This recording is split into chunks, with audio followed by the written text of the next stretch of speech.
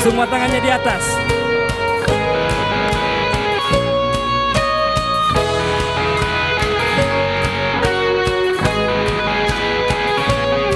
Semua telah kau ambil alih, semua telah kau selesaikan. Kau melakukannya bagi kami, Tuhan. Semua telah kau ambil alih, semua telah kau selesaikan. Kau melakukannya bagi kami, Tuhan. Semua telah kau ambil alih, semua telah kau selesaikan. Kau melakukannya bagi kami, Tuhan. Semua telah kau ambil alih, semua telah kau selesaikan. Kau melakukannya bagi kami, Tuhan.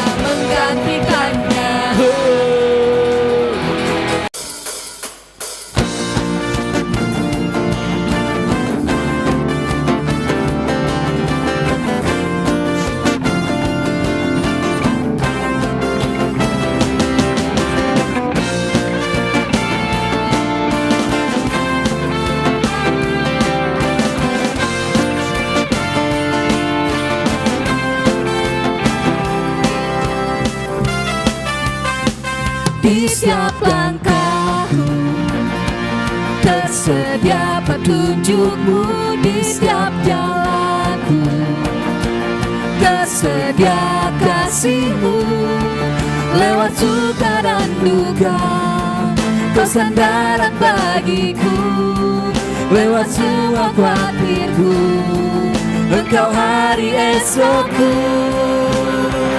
Tuhan sediakan lebih dari yang kupikirkan,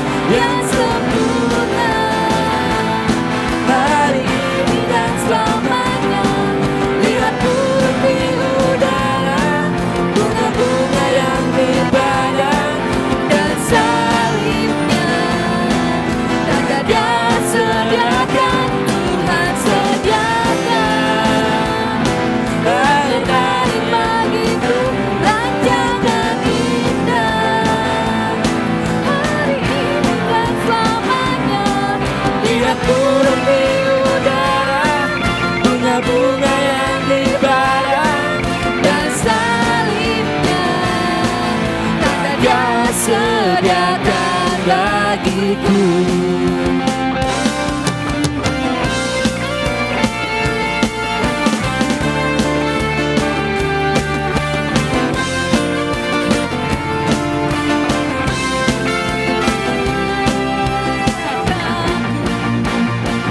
Tersedia petunjukmu di setiap jalanku, tersedia kasihmu lewat suka dan duka.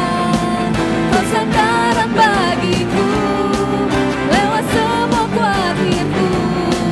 Engkau hari esokku, Tuhan sediakan lebih dari yang ku minta. Yang sempurna hari ini dan selamanya. Lihat burung di udara, bunga-bunga yang di badan, dan salibnya tanda Dia sediakan. Tuhan sediakan yang terbaik bagiku. Rancangan indah hari ini dan selamanya. Lihat burung di udara, bunga-bunga yang di badan, dan salibnya tanda Dia sediakan bagiku.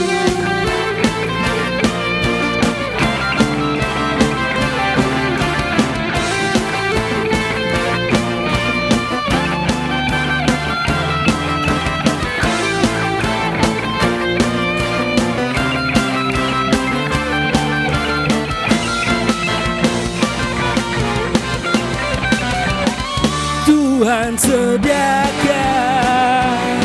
Lebih dari yang ku pinta, yang sempurna hari ini dan selamanya.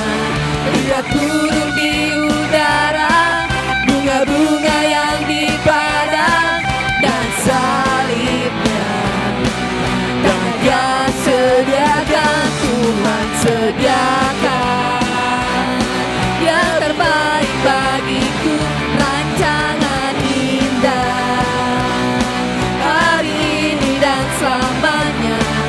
Lihat burung di udara, bunga-bunga yang di padang, dan salibnya tanda Dia sediakan bagiku.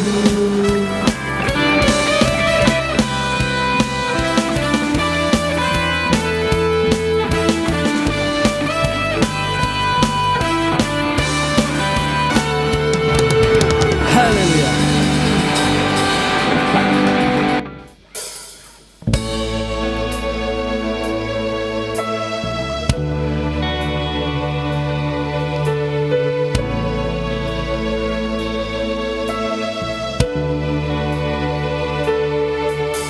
Bila ku buka mataku dan lihat wajahmu, ku terkagum. Bila ku lihat hidupku dan karya tanganmu, ku tersanjung karena semua yang baik dalam hidupku itulah karyamu. Kau beri kesempatan yang baru, dan ku ingin mengenalmu Tuhan lebih dalam dari semua yang ku kenal.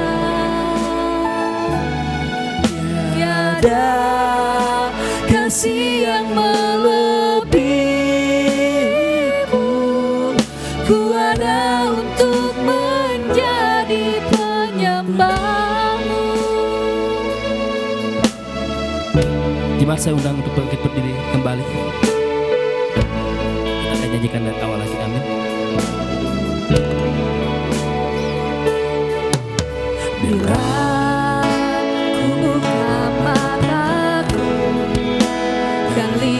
wajah, ku terkagum bila ku lihat hidupmu dan karya tanganmu.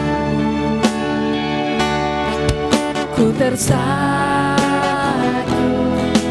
karena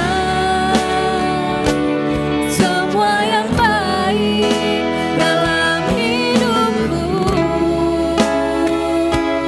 itulah karyamu.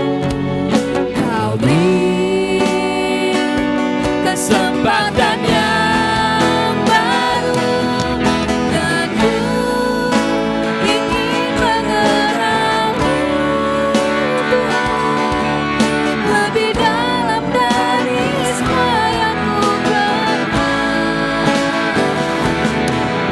Tiada kasih yang melebihimu, ku ada untuk menjadi penyembahmu, dan ku ingin mengenalmu, Tuhan, lebih dalam dari semua yang ku kenal. Tiada kasih yang melebihimu, ku ada untuk menjadi penyembahmu.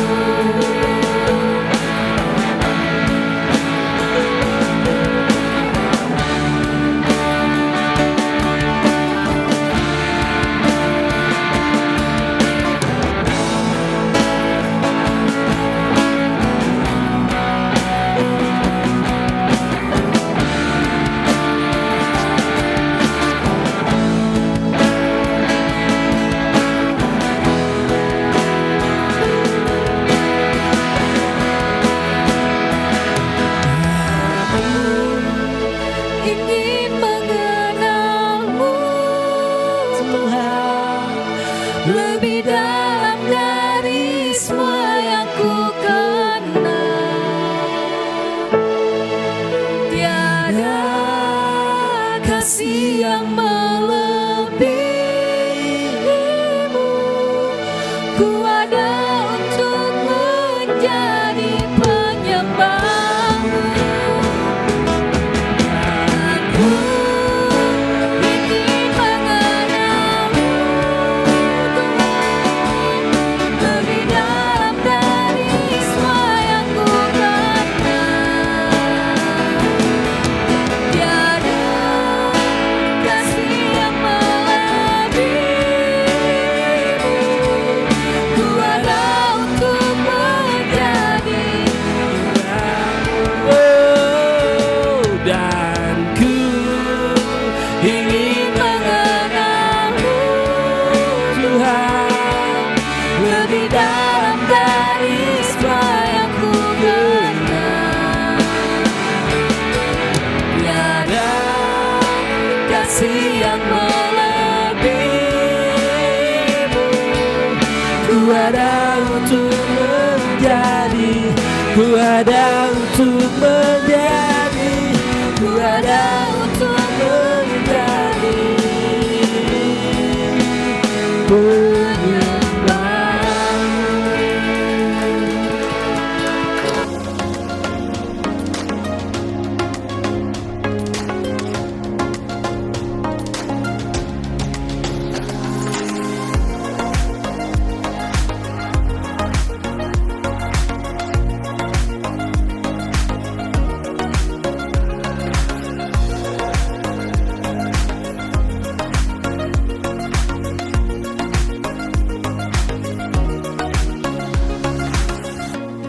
Bapak Ibu, kita melanjutkan apa yang menjadi tema di sepanjang bulan ini, yakni becoming a better you, atau menjadi Anda yang lebih baik. Dan di minggu yang ketiga temanya adalah small habits big impact. Artinya kebiasaan yang kecil dampak yang besar. Kasih tahu dulu kanan kiri saudara, bilang kebiasaan yang kecil dampaknya besar. Ya. Kebiasaan yang kecil dampaknya besar. Nah, Bapak Ibu saudara-saudari, masa depan kita itu tidak hanya ditentukan oleh tujuan dari kehidupan kita, namun juga oleh apa Bapak Ibu saudara-saudari baca kebiasaan-kebiasaan kita. Memang kalau punya tujuan atau visi tentang hari esok itu ya penting. Tetapi punya tujuan atau punya visi hari esok itu tidak terjadi dengan sendirinya. Betul? Betul Bapak Ibu saudara-saudari? Tidak terjadi dengan sendirinya. Karena bisa jadi ya punya tujuan. Tapi kebiasaan-kebiasaan dalam dirinya itu dapat membawa kepada keadaan yang berbeda dari tujuan yang diinginkan. Sebagai contoh, kalau orang yang berumah tangga, tujuan berumah tangga apa sih? Yang pasti orang ingin memiliki kebahagiaan, betul? Betul nggak? Sehingga kalau dalam pernikahan itu ditanya, kalau dalam mau diberkati itu kan, apakah saudara bertujuan agar rumah tangga kalian berbahagia? Pasti setiap pasangan yang mau menikah serempak jawab iya, ya kan? Ada di sini yang nggak mau berbahagia, pasti ingin berbahagia. Tetapi seringkali tujuan itu tidak tercapai. Seringkali yang tujuannya berumah tangga untuk hidup berbahagia, justru yang terjadi rumah tangganya porak-poranda. Betul atau betul? Nah, mengapa demikian terjadi? Yan, kok nggak bisa bang? Oke. Nah, salah satu penyebabnya itu adalah kebiasaan-kebiasaan atau habits dalam diri mereka. Sebagai contoh, kebiasaan mereka dalam cara berkomunikasi. Saudara tentu masih ingat, hanya masalah odol, pasta gigi.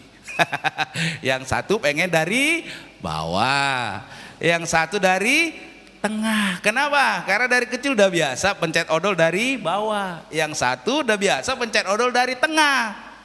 Tetapi karena kebiasaan-kebiasaan yang berbeda, ya, komunikasinya tidak dapat diselesaikan, jadi ribut bahkan sampai mau cerai, saudara.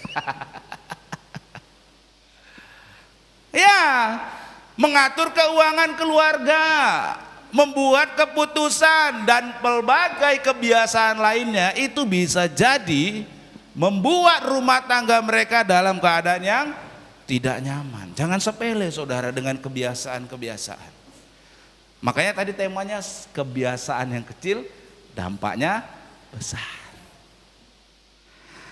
Nah, Bapak Ibu saudara-saudari, tentang bagaimana kebiasaan ini ya kadang mengakibatkan orang meleset dari tujuan, juga seringkali saya alami Bapak Ibu. Saya itu kan kalau dari rumah berangkat tujuannya cuma satu, biasanya pagi-pagi ke gereja.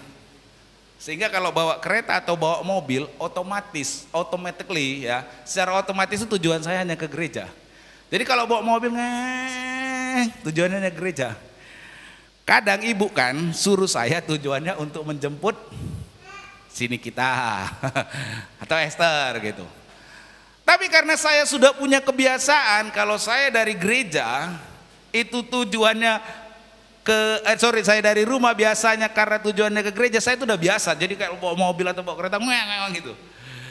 Nah, tetapi suatu kali tujuannya kan menjemput Nikita dan Esther. Tapi karena kebiasaan saya itu saya lupa, kelewatan. 12 udah mau sampai gereja, Bu sudah bilang, "Bi, kan jemput anak-anak, gimana sih?" katanya. Waduh, cilaka 12. Putar balik saudara. Ngeng. Nah, saudara, kenapa saya bisa melakukan itu? Karena saya sudah terbiasa kalau pagi itu tujuannya hanya ke gereja. Sehingga kalaupun ada tujuan lain, kebiasaan saya itu ya, karena biasa tujuan yang lain itu jadi meleset. Nah, Bapak Ibu saudara-saudari, patut kita pahami betapa besarnya peranan dari kebiasaan juga dalam menentukan masa depan. Kenapa? Bahwa karena kehidupan kita, sekali lagi, kehidupan kita tidak terlepas dari yang namanya kebiasaan.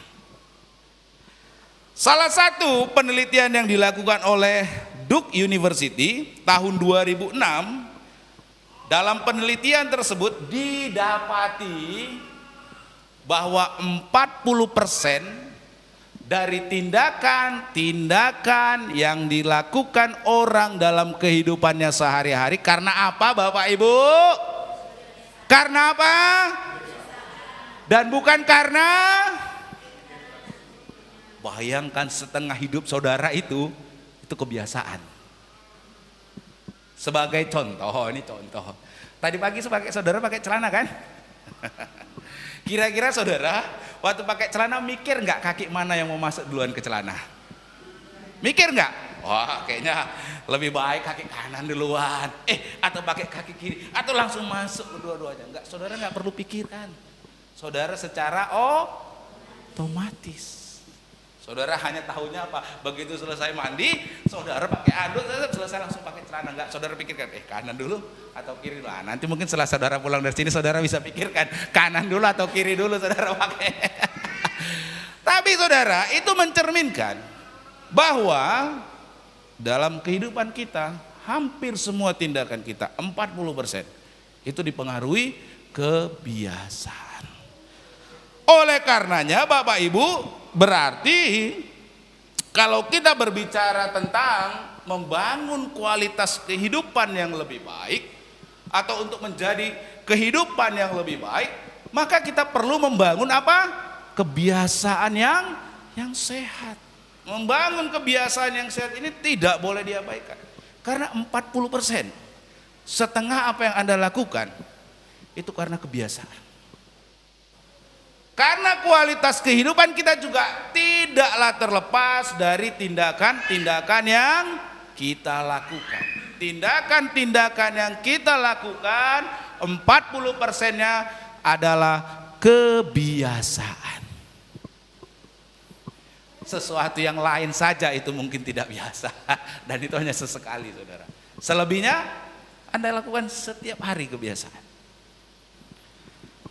Nah Bapak Ibu Saudara-saudari, sedangkan kalau kita belajar 2 minggu yang lalu berdasarkan 1 Korintus ya, pasal yang 15 ayat 8 sampai 10, bahwa yang namanya perubahan kehidupan itu dimulai dari visi. Ada tujuan, ada visi. Yang kemudian tidak terlepas dari niatan yang diwujudkan dalam tindakan.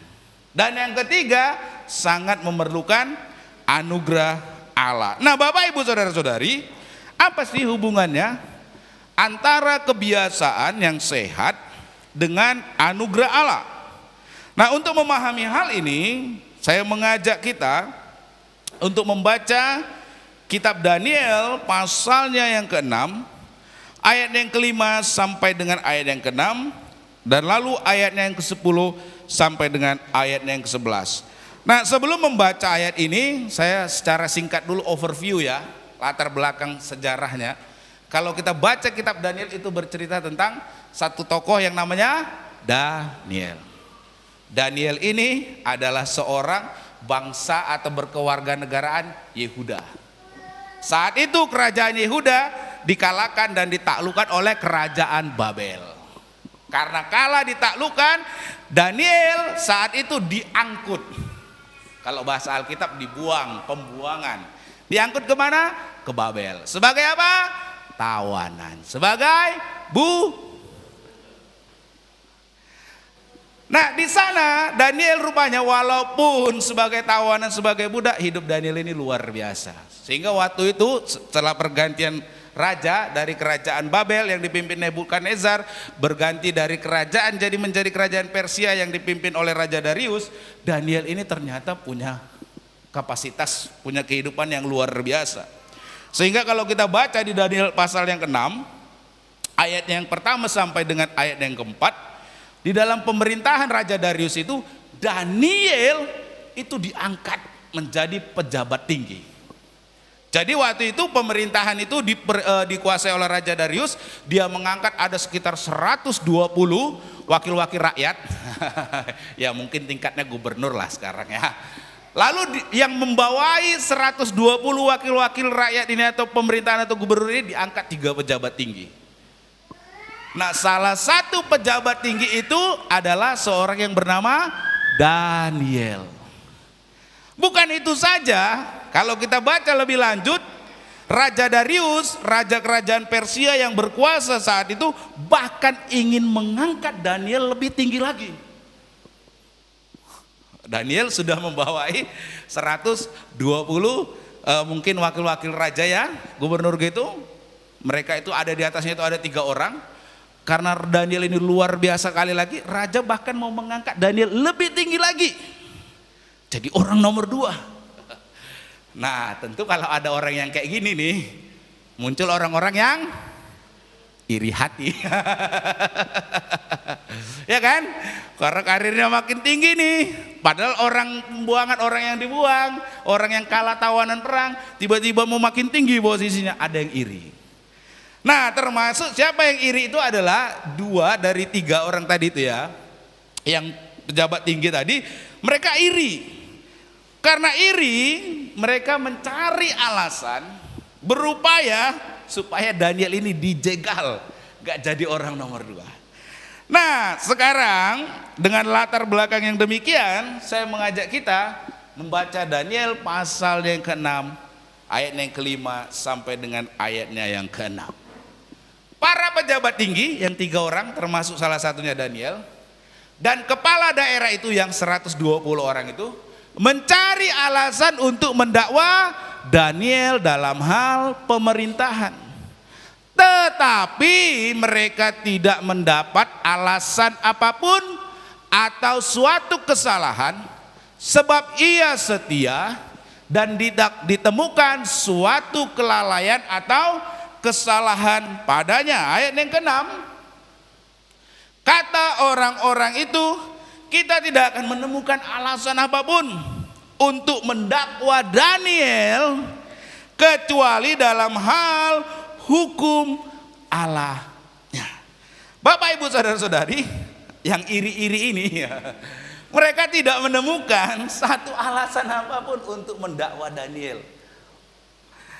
Sehingga yang mereka lakukan melihat Daniel ini hanya satu ya, Daniel ini adalah orang yang sangat taat kepada hukum Allah. Yang dimaksudkan taat di sini kalau kita baca bahwa Daniel itu taat dalam hal beribadah. Ya, hanya itu yang menjadi bisa celahnya. Yang mereka lihat bahwa celahnya itu hanya ketaatan Daniel kepada hukum Allah, dalam hal ini ketaatan dalam beribadahnya. Ini yang bisa menjadi celah. Oleh karena itu kalau kita baca di ayat 7 sampai dengan ayat yang ke-9, para pejabat tinggi dan kepala daerah tadi, mereka membujuk Raja Darius agar mengeluarkan suatu ketetapan yang melarang semua orang selama 30 hari tidak berboleh berdoa kepada Allah mana saja, tidak boleh menaikkan permohonan kepada Allah mana saja kecuali kepada raja. Jadi selama 30 hari itu dibuatlah satu ketetapan bahwa orang tidak boleh memohon kepada siapapun kecuali kepada sang raja, karena celahnya Daniel hanya itu yang dilihat. Nah, Raja Darius kalau kita baca di ayat yang ke-10 ya, termakan bujuk rayuan tersebut. Sehingga kalau kita baca di ayat 10, sebab itu Raja Darius membuat surat perintah larangan itu. Akhirnya disepakati. Ya udah, selama 30 hari nggak boleh ada seorang pun yang berdoa atau memohon selain kepada sang raja. Nah Bapak Ibu saudara-saudari, berapa lama larangannya Bapak Ibu? Berapa lama? 30 hari. Bukan 30 minggu. Bukan 30 bulan. Bukan 30 tahun. Berapa hari? 30 hari. Kalau saudara dilarang berdoa selama 30 hari, Apa yang Anda lakukan? Mungkin Anda berkata, ya demi keselamatan. Ini kalau kan di dalam surat keterangannya itu, surat larangan itu kan bilang, siapa yang berdoa atau memohon kepada selain sang raja selama 30 hari, hukumannya itu masuk gua singa kan? Berarti kan sama dengan hukuman mati lah itu saudara. Kalau saudara berada di posisi Daniel, dilarang berdoa selama 30 hari, apa yang Anda lakukan? Apakah Anda berkata, ya tahan diri lah ya, 30 hari gak lama kok, setelah 30 hari bisa berdoa? Apakah itu Anda yang lakukan? Halo? Apakah itu yang Anda lakukan? 30 hari dekat kok, gak 30 minggu, gak 30 bulan. Tetapi apa yang dilakukan oleh Daniel?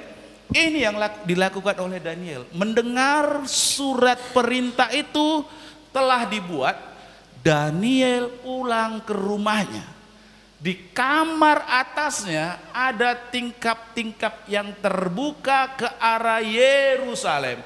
Apa yang dilakukan Daniel? 1, 2, 3. 3 kali sehari ia berlutut, berdoa, serta memuji Allahnya seperti yang biasa ia. Ketika didengar berita itu, dia tetap berlutut, berdoa, memuji Allahnya seperti yang biasa ia lakukan. Bapak Ibu saudara-saudari, luar biasa ini Daniel. Amin. Amin. Makanya tadi saya tanya, kalau Anda dilarang berdoa 30 hari saja dengan ancaman ada hukuman mati, apa yang Anda lakukan? Adakah Anda berkata, 30 hari tahan-tahan lah ya. Tapi Daniel tidak. Begitu tetap didengarnya, ada larangan itu, ada surat perintah itu, tetap dia berdoa seperti yang biasa ia lakukan. Nah, Bapak Ibu saudara-saudari, patut kita pahami bahwa yang namanya ibadah kepada Allah, ya ini berdoa dan memuji Allah seperti yang dilakukan oleh Daniel ini sesungguhnya merupakan satu sarana untuk membangun keakraban dengan Tuhan. Dan keakraban ini, perjumpaan ini merupakan suatu anugerah. Betul? Kalau saudara, saya, kita semua hari ini boleh beribadah kepada Tuhan, adakah karena kekuatan kita? Adakah karena kita layak? Adakah karena kita hebat? Oh Tuhan, saya suci kali, saya udah benar, saya udah tak bercacat, saya layak di hadapan-Mu. Adakah kita yang berani berkata demikian? Tidak. Kalau hari ini kita bisa beribadah, memuji dan berdoa, memuliakan nama Tuhan, itu semua karena anugerah Tuhan. Amin. Semua karena apa Bapak Ibu? Anugerah Tuhan. Nah, berarti Bapak Ibu saudara-saudari, kalau kita hari ini beribadah kepada Tuhan, menjalin relasi, ya mendekat kepadanya, yang kita bangun hari ini melalui ibadah, ini merupakan suatu anugerah. Nah, anugerah itu kalau kita lihat dalam kehidupan Daniel, ya, anugerah itu ditanggapi oleh Daniel dengan apa Bapak Ibu? Kebiasaan yang sehat. Apa itu? Yaitu dengan menjadikan ibadah kepada Tuhan tersebut sebagai apa? Sebagai apa? Sebagai apa? Oh, anugerah Tuhan tadi ia sambut, ditanggapi dengan apa? Kebiasaan yang sehat. Saudara, saya tanya, nggak ada larangan, berdoanya kebiasaan setiap hari atau seminggu sekali? Haleluya, haleluya. Anugerah Tuhan besar. Ya udahlah, malas-malasan. Apakah itu? Anugerah Tuhan ditanggapi oleh Daniel. Dia dengan kebiasaan yang sehat. Apa itu? Menjadikan beribadah kepada Tuhan tersebut sebagai satu kebiasaan atau habit dalam hidupnya. Karena itu suatu kebiasaan, ibadah kepada Tuhan itu, anugerah Tuhan itu Dia jadikan kebiasaan. Apa yang terjadi? Dengan demikian Daniel ia bertumbuh di dalam anugerah Allah, yaitu relasinya dengan Allah dari waktu ke waktu semakin bertambah akrab. Dan itulah apa Bapak Ibu Saudara-saudari, perubahan yang menjadikan hidup Daniel semakin berkualitas. Anugerah yang ditanggapi di dalam melakukannya, di dalam kebiasaan yang sehat, di dalam beribadah kepada Tuhan. Dan karena itu kalau saudara baca Daniel di pasal 6 dikatakan dia memiliki roh yang luar biasa. Dari mana asalnya roh yang luar biasa itu? Karena kebiasaan. Kebiasaan membangun relasi dengan Tuhan. Yang ia bangun 3 kali sehari. Itulah yang menjadikan Daniel memiliki roh yang luar biasa. Kalau orang yang malas-malasan Daniel, saya yakin dia tidak akan memiliki roh yang luar biasa. Kalau Daniel pemalas, tidur-tiduran saja, tidak mau membangun relasi dengan Tuhan, tidak mau beribadah, membangun kebiasaan beribadah kepada Tuhan, dia tidak akan memiliki roh yang luar biasa. Raja Darius tidak akan mungkin punya penglihatan atau punya tatapan, oh ini layak diangkat menjadi orang nomor 2. Enggak mungkin. Ada amin saudara? Ada amin. Nah Bapak Ibu Saudara-saudari, orang biasanya kalau bertambah usia harusnya bijaksana, betul? Tapi seringkali orang walaupun bertambah usia kehidupannya tidak semakin bertambah dewasa, tidak semakin bertambah maju. Bahkan ada yang hidupnya semakin kacau. Tetapi kalau kita lihat Daniel ini, nanti saudara baca di rumah, Daniel ini orang buangan, orang tawanan, ya. Kalau kita lihat ganti pemerintahan pun dari kerajaan Babel sampai kerajaan Persia, Daniel karirnya bukan makin turun, bukan makin meredup, tapi makin apa? Naik. Bahkan sampai puncaknya di Raja Darius, dia mau dibuat sebagai orang nomor 2. Artinya hanya di bawah 1 tingkat di bawah raja saudara. Paling kalau saudara lihat latar belakangnya apa? Orang tawanan. Bangsa yang sudah ditaklukkan. Mungkin kalau kita secara mentality, ya saya kelas bawah, saya di bawah orang tua begini, ya keadaan begini. Mungkin saja itu bisa dijadikan alasan oleh Daniel. Tapi tidak itu dijadikan alasan oleh Daniel. Amin. Saya kemarin itu saudara, ini cerita aja ya tentang bibit unggul ini Daniel ini. Soalnya saya teringat ini. Saya waktu ke Bandung kemarin, ini agak panjang sedikit ya. Ini kesaksian sedikit. Waktu saya ke Bandung kemarin ya, saya kan ada ke STT Inti Bandung, lalu saya mau bertemu dengan satu orang teman saya. Ya namanya Aaron Siombing. Teman saya ini yang menarik tahu nggak saudara? Ini benar-benar ini kisah nyata ini orangnya. Dia saya kenal waktu di Inti, saya angkatan 18, dia angkatan 10. Sebenarnya jauh kakak tingkat saya. Jauh. Tapi dia waktu itu saya kenal melalui seorang dosen namanya Pak Arifin Tambunan. Waktu dia kuliah di Inti, ini anak mahasiswa waktu itu orang tuanya sudah tidak ada dan dia sekolah disponsori. Ya, sekolah STT, Sekolah Tinggi Teologi ya, STT. Waktu itu di Bandung, STT Inti. Dia disponsori. Nah, waktu dia tamat kuliah, dia menjadi pengajar di saya lupa di sekolah teologi, sekolah Alkitab di Kalimantan. Dia benar-benar pengabdian, saudara. Dia gajinya nggak ada, dia hanya makan hidup dari apa yang bisa didapat dari mengajar itu. Jadi ya pas-pasan sekali. Tetapi saya selalu terkesan dengan orang tersebut ya. Dia selalu punya visi. Nah itu, dia punya visi walaupun kayak gitu keadaannya. Dia punya visi, dia bilang apa? Aku mau menjadi seorang pengajar yang profesional, yang punya gelar yang tinggi dan menjadi bibit unggul. Dan aku mau, dia dulu ya ini cerita, aku mau pokoknya menjadi bibit yang unggul. Ini luar biasa visinya. Kalau kita melihat saat itu, ketinggian bos mimpimu. Mungkin kita berkata seperti itu saat itu. Nah tetapi satu hal yang saya lihat dari orang tersebut, dia punya visi itu. Ya, punya visi untuk menjadi seorang dosen, pengajar yang memiliki title yang mumpuni, yang benar. Ya, dia punya visi itu. Dan dia mulai mengajar, saudara, mulai yang tadi saya bilang sekolah di Kalimantan dengan gaji seadanya. Lama dia di sana. Dan kemudian saudara, dia melanjutkan lagi kuliah di MDiv. Dari mana? Sekali lagi dibantu orang lain. Ya. Nah waktu dia kuliah MDiv Master Divinity ya, dia kuliah MDiv, dia tetap punya visi itu.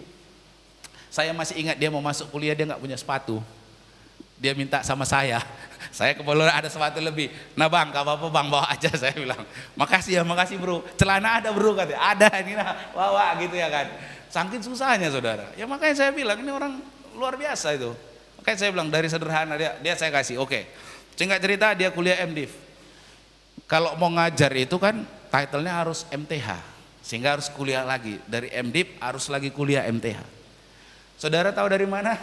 Sambil dia kuliah MDiv, dia mengajar di STT lain. Jadi sambil kuliah MDiv, mengajar STT lain, dapat gaji dia.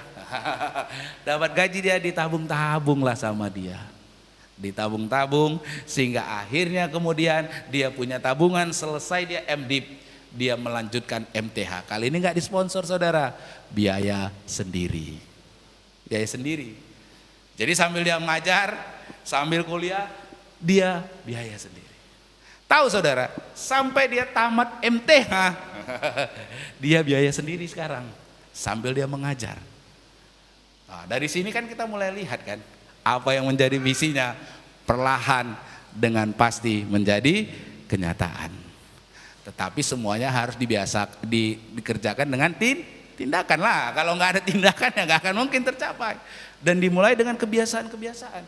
Dia mulai mengajar, dia mulai sekolah, dia mulai lakukannya. Dan tahu saudara, ketika dia sudah selesai MTH, ditariklah dia. Sama ada satu STT yang kemarin saya kunjungi di mana dia tinggal, namanya STT Sapi di Ciranjang Cianjur ya. Saya ke sana.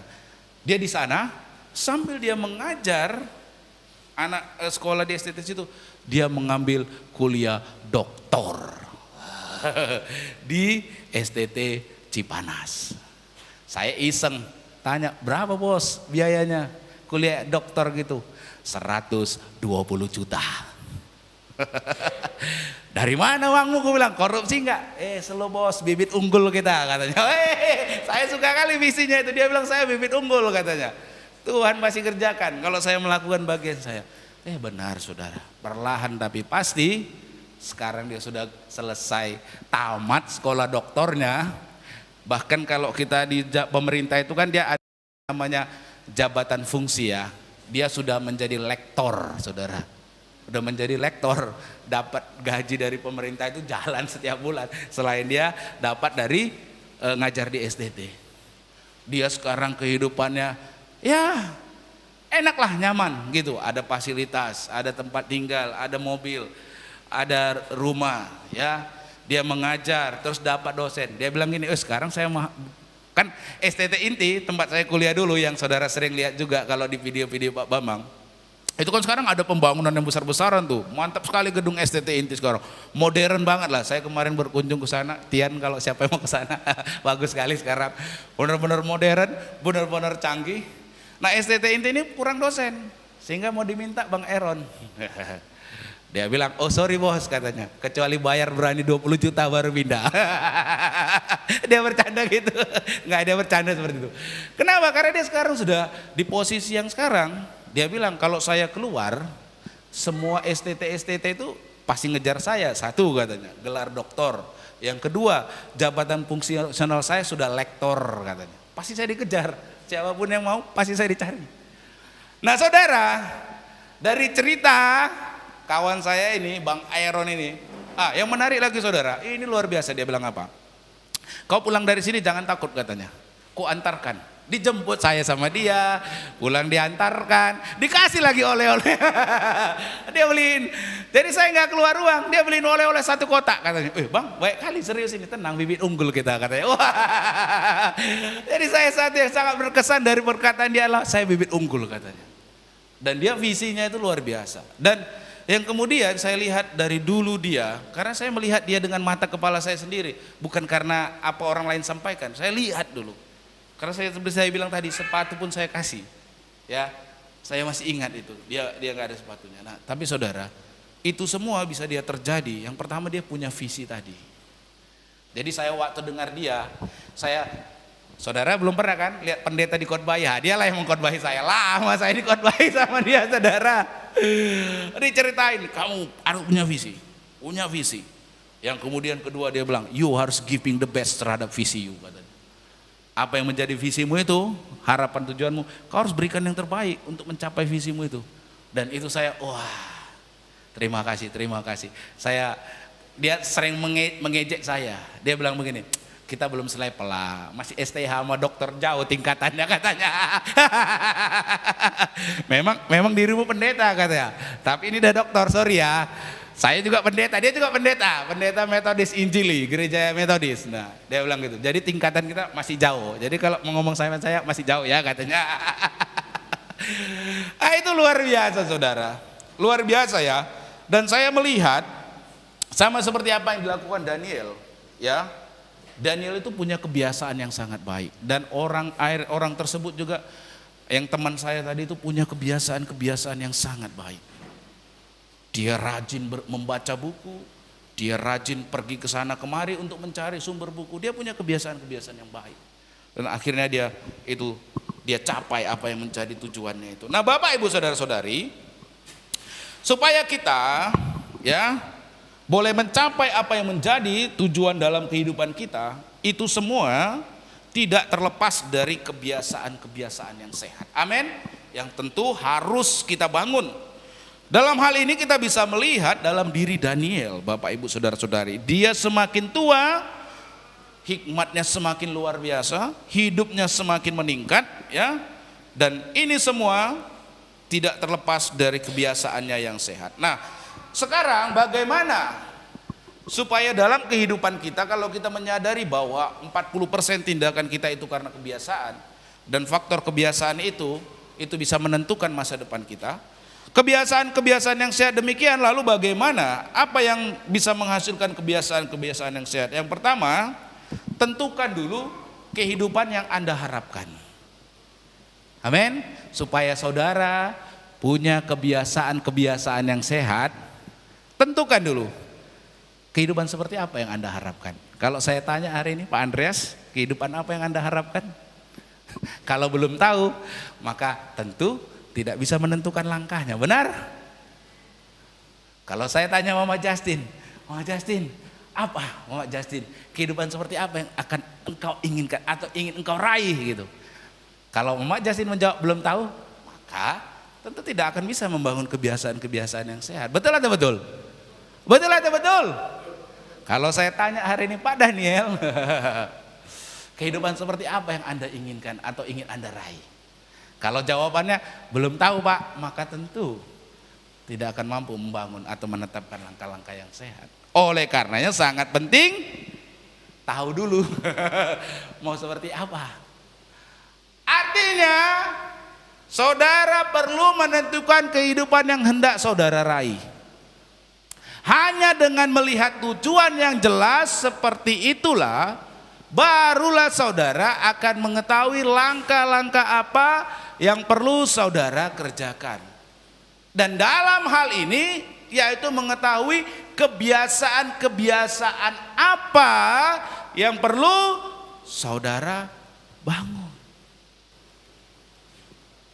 Saya contohkan tadi teman saya, dia punya visinya itu bahkan dari masih kami kuliah, visinya itu udah jelas dia. Sehingga dia melakukan kebiasaan-kebiasaan yang sesuai dengan tujuan. Nah, Bapak Ibu Saudara-saudari, penting sekali. Saya renung-renungkan, iya ya, penting sekali. Apa sih yang mau saya harapkan? Apa sih yang mau saya raih? Nah, pentingnya kehidupan yang Anda harapkan, atau bahasa Inggrisnya who do you want to become, dalam kaitannya untuk membangun kebiasaan yang baik. Tentang hal ini diungkapkan oleh James Clear ya, dalam bukunya yang sangat terkenal nih, Atomic Habits. Dari kemarin saya pertemuan ya Leeds itu, ini buku bolak-balik disinggung terus sama pembicaranya, Atomic Habit ya, tentang bagaimana apa yang dia katakan, yang harus menjadi tujuan kita bukanlah untuk melakukan sesuatu atau to do something, namun untuk menjadi sesuatu atau to become something. Anda mau jadi apa sih? Daniel, siapa? Jadi lupa om nama bang. Kevin mau jadi apa? Esther mau jadi apa? Yang harus menjadi tujuan kita menjadi sesuatu. Saya tanya sekarang, berolahraga dengan hidup yang sehat, yang mana menjadi tujuan? Yang mana menjadi tujuan? Kalau yang menjadi tujuan berolahraga, maka saudara akan malas-malasan. Kenapa? Tujuannya berolahraga. Malas lah.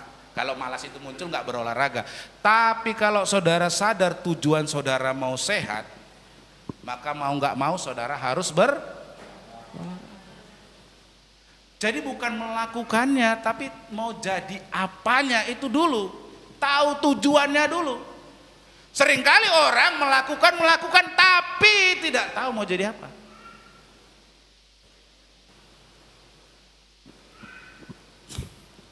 Jalani hidup ini, iya jalani, memang harus dijalani. Tapi tujuannya apa? Apa yang mau Anda harapkan? Apa yang mau Anda raih?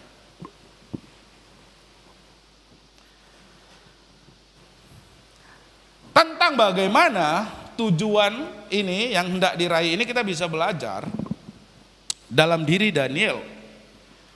Sebagaimana dikemukakan dalam Daniel pasal yang 1 ayat yang 8. Daniel itu memiliki tujuan atau apa yang ingin dia raih dalam kehidupannya itu, bahwa dia ingin memiliki kehidupan rohani yang bugar, kehidupan rohani yang sehat ya.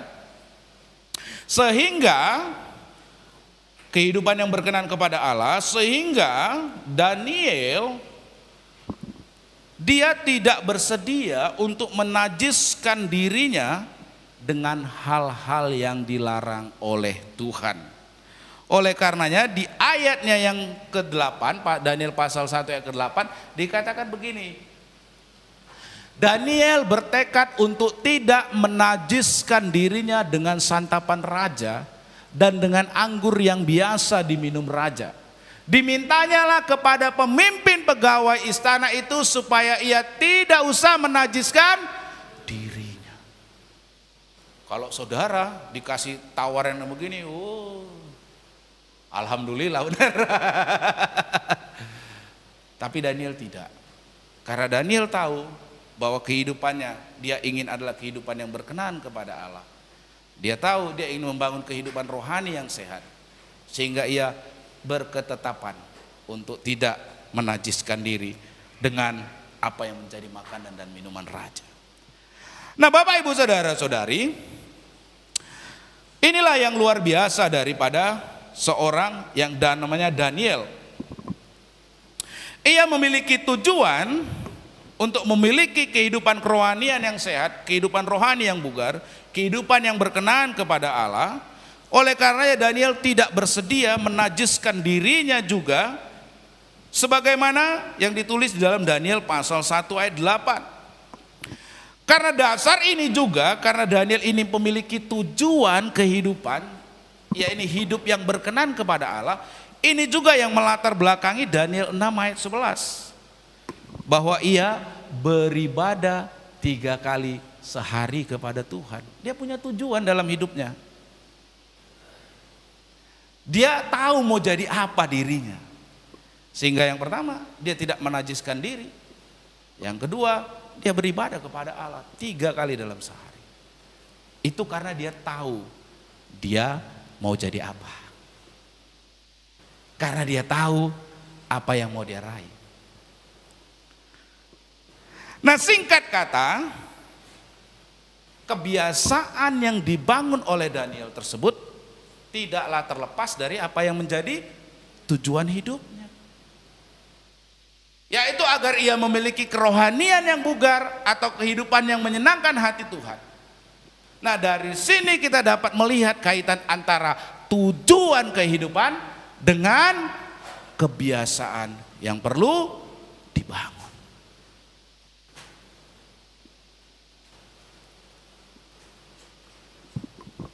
Hal ini yang sama yang perlu kita lakukan Bapak Ibu. Untuk membangun kehidupan kita yang sehat, untuk menghasilkan kualitas kehidupan yang lebih baik. Dani mau jadi lebih baik, Kevin mau jadi lebih baik, semua kita di sini mau jadi lebih baik. Apa yang ingin Anda capai? Apa yang ingin Anda raih?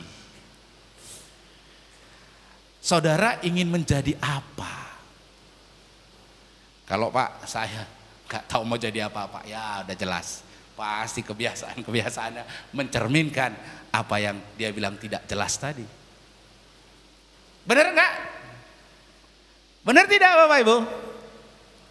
Kalau saudara ingin menjadi kepala keluarga yang mengasihi istri dan anak-anaknya, maka saudara akan menentukan langkah-langkah kebiasaan apa yang Anda akan lakukan. Kalau Anda ingin menjadi karyawan yang baik, maka saudara akan melakukan kebiasaan-kebiasaan untuk mencapai itu. Saudara tidak akan telat waktu, benar? Saudara tidak akan korupsi waktu, saudara tidak akan bermain-main ketika bekerja. Kenapa? Karena tujuannya ada. Kalau saudara ingin menjadi kepala keluarga, ya, yang keluarganya boleh mengasihi Tuhan, saudara akan membangun kebiasaan bangun pagi ngajak keluarga berdoa, malam-malam ngajak anak membaca Alkitab. Karena apa? Ada yang mau Anda raih, ada tujuan yang mau Anda capai, sehingga Anda pun membangun langkah-langkah kebiasaannya untuk mencapai tujuan itu. Kalau saudara ingin menjadi seorang pengusaha yang memuliakan nama Tuhan, maka tidak boleh korupsi. Saudara akan membangun kebiasaan tidak menipu orang lain. Saudara akan membangun kebiasaan tidak memalsukan dokumen dan lain sebagainya. Amin. Amin saudara. Kalau kita mau tahu mau jadi apa, maka kita akan menentukan langkah-langkah yang sesuai dengan tujuan itu. Amin. Amin Bapak Ibu Saudara-saudari. Amin. Kalau Dani ingin menjadi seorang pemuda yang bermanfaat bagi lingkungannya, Dani harus membangun kebiasaan-kebiasaan yang sesuai dengan tujuan itu. Amin Bang. Ingin menjadi bermanfaat tapi narkobaan kebiasaannya, nggak akan mungkin. Amin saudara. Amin saudara. Anda ingin menjadi apa? Ingin menjadi ibu rumah tangga yang mengasihi Tuhan dan keluarga. Apa kebiasaannya? Kalau saudara bangun tidur aja malas, tidak mau masak, tidak mau mengerjakan ini, apa yang mau Anda raih? Haleluya. Haleluya. Wah, kena semua. Iya, kita harus tahu apa yang mau kita capai, apa yang mau kita raih, sehingga kita bangun kebiasaan-kebiasaan untuk mencapai apa yang kita inginkan itu. Amin. Dan karena itu masuklah poin yang kedua, supaya membangun kebiasaan yang sehat, yang mana kita bisa menentukan kebiasaan-kebiasaan yang perlu kita kerjakan. Tentu saja kebiasaan-kebiasaan yang mencerminkan apa yang menjadi tujuan kehidupan kita tadi. Nah, kaitan antara keadaan kehidupan yang menjadi tujuan seseorang dengan kebiasaan-kebiasaan dalam dirinya, ini dikemukakan oleh William James, seorang filsuf dan seorang psikolog, ya, yang dikutip oleh Charles Duhigg dalam bukunya The Power of Habit. Dia mengatakan begini: all our life so far as it has definite form is but a mass of habits. Nah, seluruh kehidupan kita sejauh bentuknya yang pasti hanyalah suatu himpunan dari kebiasaan. Pak Andreas hari ini ada karena kebiasaan-kebiasaan yang dia lakukan. Pak Daniel hari ini ada karena kebiasaan-kebiasaan yang dia lakukan. Pak Marbun hari ini ada menjadi sekarang karena kumpulan kebiasaan-kebiasaan yang dia lakukan.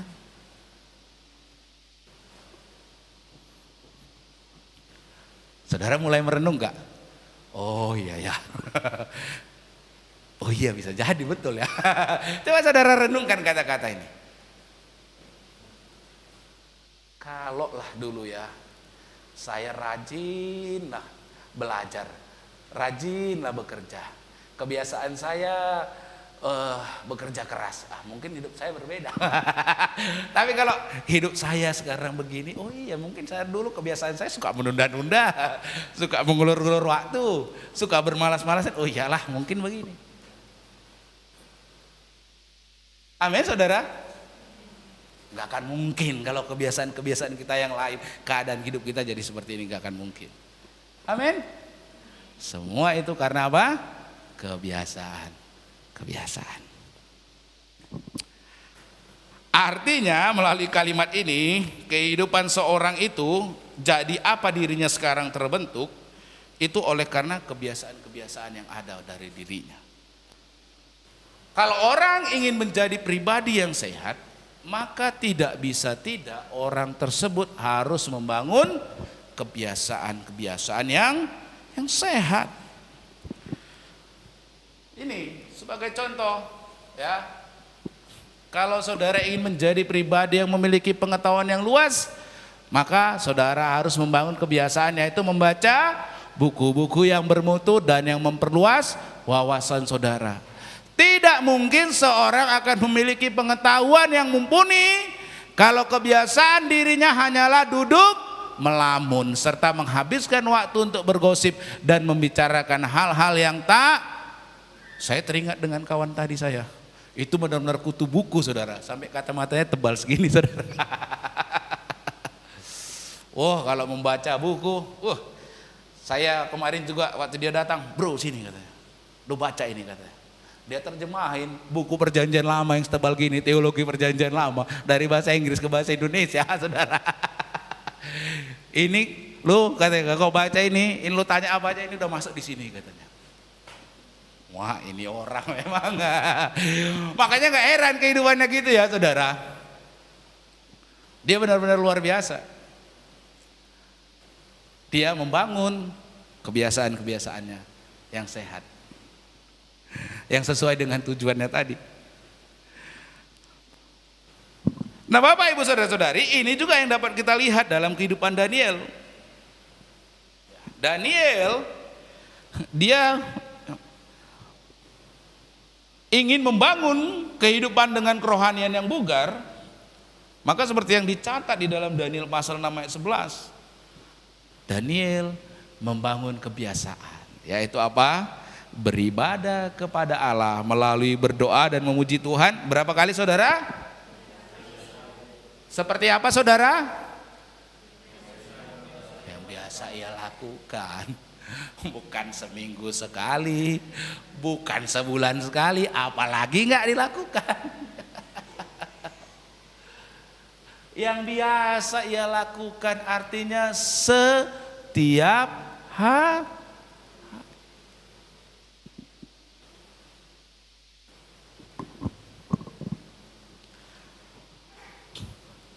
Daniel melakukannya dengan konsisten, dengan tekad yang kuat. Sehingga ketika Raja Darius mengeluarkan larangan selama 30 hari orang tidak boleh berdoa memohon apapun kecuali kepada sang raja, Daniel nggak bersedia mentaati larangan tersebut.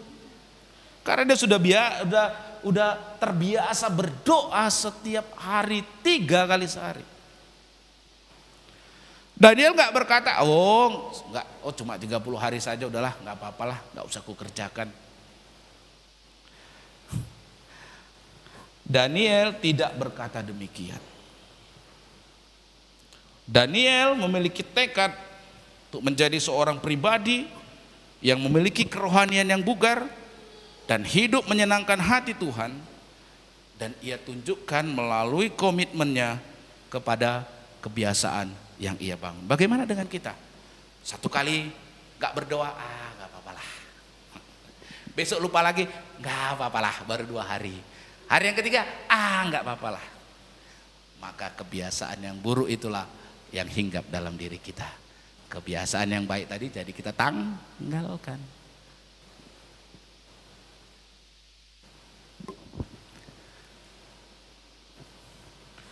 Saudara sudah tahu mau jadi apa?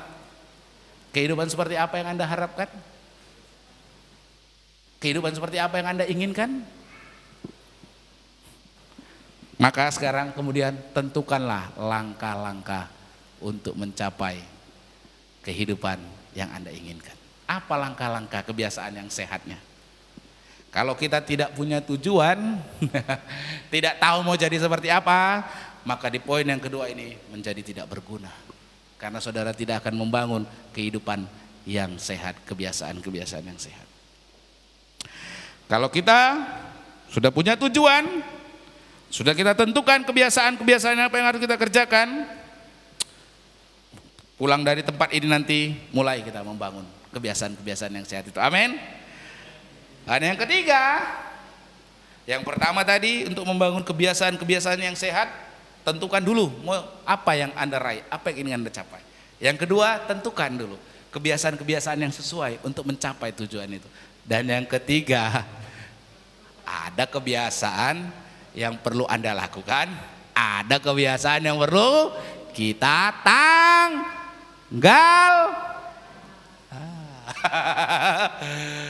Ada kebiasaan yang perlu kita tanggalkan, kita perlu tinggalkan. Bapak Ibu Saudara-saudari, tidak semua kebiasaan-kebiasaan itu sehat. Ada amin? Tidak semua kebiasaan-kebiasaan itu sehat. Ada kebiasaan-kebiasaan yang sehat dan ada kebiasaan-kebiasaan yang tidak jauh sama Ibu Aisite. Yang sehat Anda harus lakukan, kerjakan. Yang buruk harus tinggalkan. Karena kebiasaan-kebiasaan yang buruk, yang tidak sehat itu yang akan menghambat terbentuknya kehidupan kita. Nah, patut dipahami ya, dengan menerima Yesus sebagai Tuhan dan Juru Selamat, bukan berarti secara otomatis kebiasaan-kebiasaan yang tidak sehat akan langsung berubah menjadi kebiasaan-kebiasaan yang baik. Enggak, belum saudara. Saudara menerima Yesus Tuhan bukan artinya kebiasaan-kebiasaan yang sehat yang terus yang saudara lakukan. Belum tentu saudara. Belum tentu. Ya.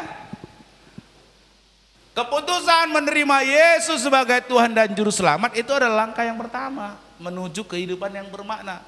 Langkah pertama yang kemudian yang harus diikuti dengan pembentukan kehidupan rohani atau spiritual formation yang bersifat terus menerus. Pembentukan ini antara lain dilakukan dengan membangun kebiasaan-kebiasaan yang baik serta mengikis kebiasaan-kebiasaan yang buruk, yaitu yang bertentangan dengan kehidupan yang sehat yang hendak dicapai. Nah, langkah untuk mengikis kebiasaan yang buruk ini antara lain dapat dilakukan dengan cara mencegah agar kebiasaan yang buruk tersebut tidak terbentuk dalam diri kita. Saya ulangi ya. Langkah mengikis kebiasaan yang buruk ini antara lain dapat dilakukan dengan cara mencegah ini agar kebiasaan yang buruk tersebut tidak terbentuk dalam diri kita. Ini yang dilakukan oleh Daniel sebagaimana yang ditulis dalam Daniel pasal yang ke-6 ayat yang ke-11. Kan Raja Darius tadi mengeluarkan surat larangan kan? untuk tidak siapapun tidak boleh berdoa atau memohon selain kepada sang raja selama 30 hari. Kalau melanggar dikasih hukuman mati. Nah, ketika Daniel mendengar hal ini, Daniel tidak bersedia menuruti larangan tersebut. Kenapa? Kalau sampai Daniel menuruti, berarti ia sedang membangun kebiasaan yang buruk dalam hidupnya. Saya ulangi sekali lagi, kalau Daniel menuruti, berarti ia sedang membangun kebiasaan yang buruk dalam hidupnya. Apa kebiasaan yang buruknya? Kebiasaan yakni meninggalkan ibadah kepada Tuhan.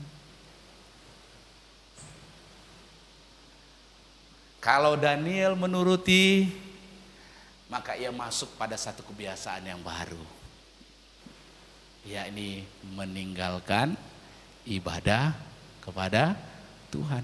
Orang yang umumnya malas ke gereja karena biasa atau karena apa? Karena diizinkan 1 kali, kemudian diizinkan 2 kali, kemudian diizinkan 3 kali, kemudian diizinkan berkali-kali, menjadi apa? Kebiasaan. Kebiasaan yang buruk itu terus dikerjakan. Jadi ya terus. Benar nggak saudara? Karena diizinkan. Karena apa saudara? Diizinkan, tidak dicegah. Bapak Ibu saudara-saudari, ya, adakah kebiasaan-kebiasaan yang selama ini menghambat saudara untuk mencapai kehidupan yang bermakna seperti yang saudara harapkan? Nah, sebagai contoh, apakah selama ini saudara lebih mendahulukan kegiatan-kegiatan yang lain seperti hobi memancing, berbelanja, atau hal-hal yang bersifat tidak urgen, yang tidak penting, yang sesungguhnya menghambat saudara untuk memiliki relasi yang akrab dengan Tuhan?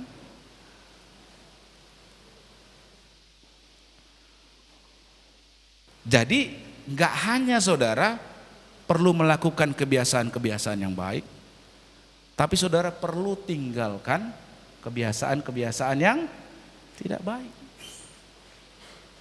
Dan jangan diizinkan orang yang dulu terlibat narkoba, katakanlah begitu, dia karena tidak mencegah kan saudara, dia izinkan kan sekali pakai kan, sekali pakai nggak apa-apanya, cuma sekali-sekali. Terakhir udah lagi, coba lagi 2 kali. Terakhir coba lagi berapa? Akhirnya kebiasaan yang buruk itu tertanam.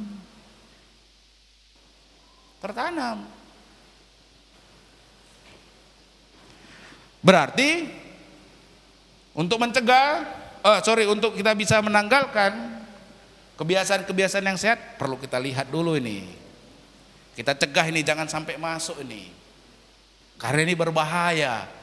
Kebiasaan-kebiasaan saya berubah. Oleh karenanya benar juga kata firman Tuhan. Pergaulan yang buruk merusak kebiasaan yang baik. Tapi pergaulan yang baik itu juga dapat bisa merusak kebiasaan-kebiasaan yang buruk. Amin saudara. Dengan siapa saudara bergaul, ya, dengan siapa saudara berteman, maka akan menjadi seperti itu kehidupan saudara. Ya kan? Kalau saudara bergaul dengan orang-orang yang buruk, pasti kebiasaan Anda menjadi buruk. Tapi kalau Anda bergaul dengan orang-orang yang baik, yang benar, pasti kebiasaan Anda menjadi baik dan benar. Haleluya. Harus dicegah loh, ini kebiasaan-kebiasaan yang buruk, ditinggalkan loh, amin.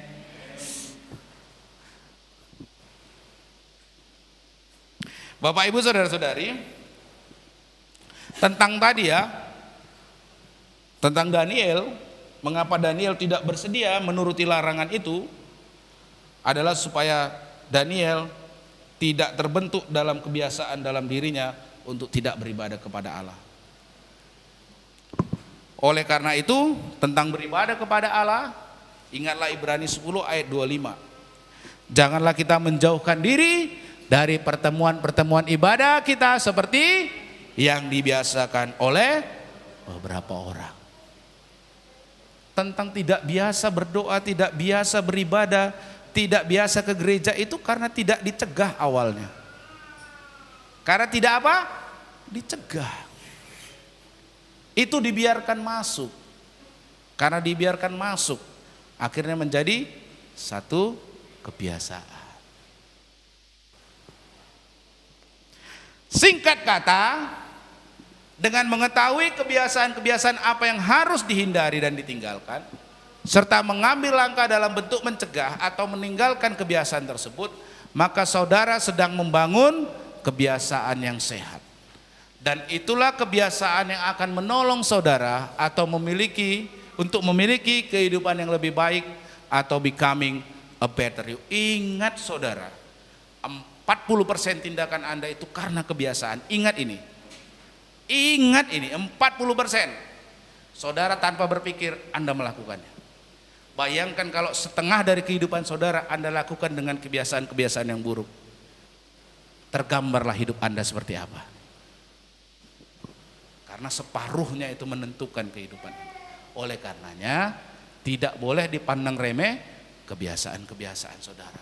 Mulai dari saudara bangun tidur, saudara harus mulai taruh, saya mau jadi apa hari ini, atau saya mau jadi apa ke depannya, apa yang mau saya impikan, apa yang mau saya harapkan.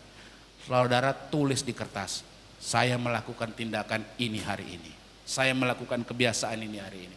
Dan saudara tulis kebiasaan mana yang harus saya tanggalkan, kebiasaan mana yang harus saya cegah. Karena itu akan membentuk hidup saudara. Terakhir, ya, kata seorang yang bernama Ralph Waldo Emerson, seorang filsuf dan seorang penyair, dia bilang, bahasa Indonesianya saja saudara, taburlah pikiran dan Anda akan menuai tindakan. Taburlah tindakan dan Anda akan menuai kebiasaan. Taburlah kebiasaan dan Anda akan menuai sifat atau karakter. Dan taburlah sifat dan Anda akan menuai masa depan. Siapa di sini yang mau punya masa depan yang indah? Siapa di sini mau punya masa depan yang cerah? Saudara, tabur dulu, isi dulu pikiran Anda. Supaya tindakan Anda berubah. Kalau tindakan Anda terus Anda kerjakan itu akan menjadi kebiasaan. Kalau sudah terbiasa, itu menjadi sifat, karakter. Yang kemudian masa depan. Kalau dalam pikiran kita, nggak apa-apa lah, malas-malasan lah, nggak apa-apa lah, ulur-ulur waktu lah, nggak apa-apa lah, tunda-tunda lah, nggak apa-apa lah, terlambat lah. Itu akan kita wujudkan dalam tindakan. Akhirnya kita terbiasa mengulur waktu, kita terbiasa menunda-nunda, terbiasa malas-malasan. Karena terbiasa, akhirnya menjadi karakter. Sehingga orang bilang, biasanya itu terlambat. Biasanya orang itu suka menunda-nunda. Biasanya orang itu suka mengulur-ulur waktu. Biasanya orang itu malas. Karena orang udah kenal karakternya. Kalau yang dengan demikian, kira-kira saudara Anda bayangkan sendiri saja masa depan seperti apa yang ada dalam hadapannya, atau apa yang akan dialami. Saudara bisa gambaran, oh ya, nggak akan jauh berbeda. Amin saudara. Mau menjadi lebih baik? Mau mengalami perubahan hidup? Punya visi, tujuan. Dani mau jadi apa? Kevin mau jadi apa? Pak Marvin mau jadi apa? Bopo Jasin mau jadi apa? Bukan hanya berbicara kehidupan sukses, enggak, tapi menjadi kepala keluarga, menjadi ibu rumah tangga, menjadi seorang pegawai, menjadi seorang apalagi pengusaha, banyak hal. Tentukan langkah-langkahnya. Pak, saya punya harapan, punya kerinduan nanti anak saya seperti ini. Pertanyaannya, langkah-langkah apa yang sudah Anda lakukan? kebiasaan-kebiasaan apa yang sudah Anda tanamkan kepada anak Anda? Kalau tidak ada kebiasaan-kebiasaan yang saudara tanamkan yang sesuai dengan tujuan yang hendak dicapai, hendak diraih, maka mustahil. Saya suka melihat anaknya kakak saya pribadi maupun anaknya kakak ipar saya. Sebagai penutup ini, sebagai cerita sama orang tua. Bagaimana mereka itu termasuk anak lain saya, ya. Saya suka melihat kehidupan yang berkeluarga yang punya anak ini, karena saya belum dikasih Tuhan kan gitu. Jadi saya suka mengamati. Yang saya amati, sedari kecil mereka sudah ditaruh visinya mau jadi apa. Dari kecil sudah ditanamkan. Nah, kalau besar seperti ya si Hana itu ya, sama mamanya dibilang, "Hana, kau kalau besar kau harus jadi orang hebat, jadi dokter, jadi seniman, jadi penyanyi, pokoknya kamu orang harus menjadi orang hebat." Oh, anaknya kan nangkep tuh tujuan dalam hidupnya. Oh, mau menjadi seperti ini. Apa langkah-langkahnya? Oh, belajar nggak belajar sedikit kena saudara. Syap, belajar disiplin. Saya lihat sendiri saudara. Saya ada di situ. Anaknya nggak mau latihan piano, langsung Hana murah katanya. Latihan sekarang juga cepat. Gimana mau bagus kalau nggak latihan? Anaknya itu udah terbangun kebiasaannya saudara. Bahkan yang sampai hebatnya lagi, karena udah diajar begitu saudara, Hana itu yang saya lihat ya, sekarang nggak perlu disuruh mamanya, udah belajar sendiri. Belajar sendiri setiap malam, saya lihat dengan mata kepala saya sendiri. Dia belajar sendiri, karena apa? Udah dibangun kebiasaan-kebiasaan. Halo orang tua. Ini orang tua, saya masih belum ya. Ya, kalau anak Anda ingin punya tujuan dalam hidup anak Anda, taruh visi itu dulu yang pertama. Yang kemudian buatlah kebiasaan-kebiasaan untuk mencapai visi itu. Saya salut sekali kalau lihat status Mama Hana. Hana juara medali emas, medali perak, juara lomba melukis. Mamanya sekarang panen saudara. Setiap minggu juara lomba melukis 1 juta, juara lomba melukis 500.000. Termasuk si Sarahnya yang nomor 2, begitu juga juara lomba. Aku bilang memang awal-awal keluar uang untuk beli pensil warnanya kan. Tapi sekarang saudara bisa menabung banyak dari hasil juara lomba mewarnai. Karena setiap minggu. Jadi kita sekarang orang-orang tua jangan pikir kamu anak ini gimana sih kok nggak punya begini. Karena dari awal sudahkah kita tanamkan visi? Yang kedua, sudahkah kita melakukan atau menetapkan kebiasaan-kebiasaan yang sehat supaya dia bisa mencapai tujuan itu? Kalau tidak, jangan kita hakimi anak kita. Benar nggak saudara? Jangan kita hakimi, kamu nggak bisa apa-apa, kamu nggak tahu apa-apa, kamu nggak begini. Enggak.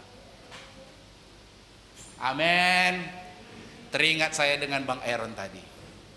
Bibit tuh, tanamkan dari diri anak Anda dari awal. Katakan kepada anak Anda, engkau bibit unggul. Amin. Bukan karena ekonomi, nggak ada alasan karena ekonomi. Karena saya lihat dia sendiri, nggak karena alasan ekonomi, bukan karena alasan orang tua. Dia nggak ada orang tua, nggak ada alasan. Amin. Harus tanamkan dalam diri anak Anda, engkau bibit unggul. Bangunlah kebiasaan-kebiasaan yang sesuai dengan bibit yang unggul tadi. Amin. Baca Alkitab, berdoa, belajar. Kalau udah gitu saudara, itu kayak pesawat udah mau lepas landas saja tuh enak saudara. Tapi kalau nggak gitu saudara, itu seperti naik apa saudara? Naik sepeda, belok kanan, belok kiri, muter sana, menjelimet ke bawah. Naik gunung terlihat lembah saudara. Amin. Sebagai penutup ya, langkah-langkah untuk membangun kebiasaan yang sehat, tahu dulu kehidupan apa yang Anda mau harapkan. Kehidupan seperti apa yang mau Anda raih. Yang kedua, tentukan dulu kebiasaan-kebiasaan yang sesuai dengan impian, dengan harapan, dengan tujuan itu. Tentukan dari sekarang langkah-langkahnya apa ya. Apa yang harus dikerjakannya. Oh, kebiasaan-kebiasaan inilah yang harus dibangun. Yang kemudian, tentukan lagi kebiasaan-kebiasaan yang perlu ditinggalkan. Saya kemarin ya waktu nginap di rumah adik saya yang di Jakarta, itu anaknya yang kecil luar biasa saudara. Kalau anak-anak itu kan bangun, susah dibangunin kan, bener nggak? Kalau anak-anak ini yang punya anak-anak lah ini, saya nggak tahu karena belum. Yang punya anak-anak gimana? Susah nggak bangunin anaknya? Apalagi jam-jam 6. Penuh drama nggak? Nah, tapi adik saya, Celia bangun. Iya, bangun dia semangat, dia keluar. Hah? Saya lihat masih jam berapa? Masih setengah 6, jam 6 karena habis doa. Saya biasa setengah 6 kan berdoa sama orang Bu Ani kan, sama Bu Istinop. Jam 6, udah bangun Celia. Iya Tuhan, karena mau siap-siap ke sekolah. Nih baru. Untuk bisa kayak gitu gimana? Dibangun kebiasaan. Jadi memang enggak, makanya tadi dibilang 40%. Ingat, hampir separuh kehidupan kita karena kebiasaan. Mau punya masa depan yang lebih baik? Mau punya masa depan yang lebih baik? Mau punya masa depan yang indah untuk anak-anaknya? Mau? Bangun kebiasaan yang sehat. Amin. Mari kita tundukkan kepala, kita bersatu dalam doa. Terima kasih Tuhan, kami bersyukur untuk hari ini Tuhan. Sepanjang bulan ini kami belajar untuk menjadi pribadi yang lebih baik. Kami belajar hari ini dari Daniel. Bagaimana Daniel membangun kebiasaan yang sangat baik. Sekalipun ada larangan, ia tidak meninggalkan kebiasaannya yang baik itu. Sebaliknya, ia terus mengerjakan kebiasaan yang baik itu. Sehingga tidak heran, kami boleh melihat Daniel dipakai Tuhan menjadi orang yang luar biasa. Dia terus kehidupannya semakin meningkat, semakin menanjak, naik ke atas. Karena Tuhan, kami melihat dalam diri Daniel terbangun satu kebiasaan, yaitu dia suka berdoa, beribadah, memuji Engkau ya Tuhan. Kami mau merenungkan Tuhan, apa kebiasaan-kebiasaan kami yang salah, yang tidak sehat, yang selama ini kami pelihara. Biarlah Tuhan melalui Roh Kudus Engkau mengingatkan kami untuk menanggalkan kebiasaan-kebiasaan itu. Biarlah Roh Kudus juga yang menuntun dan mengajar kami, memberitahu kami tindakan-tindakan sehat yang perlu kami kerjakan. Dan biarlah Roh Kudus yang senantiasa mengingatkan kami. Dan terlebih di atas segalanya ya Tuhan, biarlah Tuhan yang menaruhkan visi di dalam hidup kami. Kami mau menjadi seperti apa ya Tuhan? Apa yang ingin kami capai dalam hidup kami yang singkat ini, yang hanya cuma satu kali ini saja ya Tuhan. Supaya kehidupan yang kami yang hanya satu kali ini saja, satu kesempatan ini saja, boleh menjadi kehidupan yang bermakna, boleh menjadi kehidupan yang berguna, boleh menjadi kehidupan yang memuliakan nama-Mu ya Tuhan. Karena kami sadar waktu kami di dunia ini hanya, kalaupun dapat dihitung berpuluh tahun, selebihnya kami akan meninggalkan dunia ini. Tapi biarlah kami beroleh hati yang bijaksana, menjadikan kehidupan kami ini yang satu kali ini menjadi hidup yang lebih baik ya Tuhan. Menjadi kehidupan yang tidak lagi sama, melainkan kehidupan yang terus mengalami perubahan ya Tuhan. Terima kasih untuk kebenaran firman yang sudah kami dengar di sepanjang bulan ini. Biarlah hidup kami berubah, hidup kami berubah. Kami mengalami perubahan ya Tuhan. Perubahan dari kehidupan, masalah ekonomi, perubahan di dalam masalah kesehatan, perubahan di dalam kehidupan berkeluarga, perubahan di dalam kehidupan bekerja ya Tuhan. Kami ingin kehidupan kami menjadi lebih baik di seluruh aspek kehidupannya. Di kehidupan kerohanian juga. Kami ingin kehidupan kami menjadi lebih baik, berubah. Terima kasih Tuhan. Dan semuanya itu dimulai dari kebiasaan yang sehat. Terima kasih untuk kebenaran firman-Mu. Biar kami tidak lupa kebenaran yang kami dengar hari ini. Biarlah firman Tuhan yang kami dengar hari ini tidak menjadi sia-sia karena kami abaikan, kami tidak kerjakan. Tapi biarlah firman Tuhan yang kami dengar hari ini benar-benar meresap dalam hidup kami.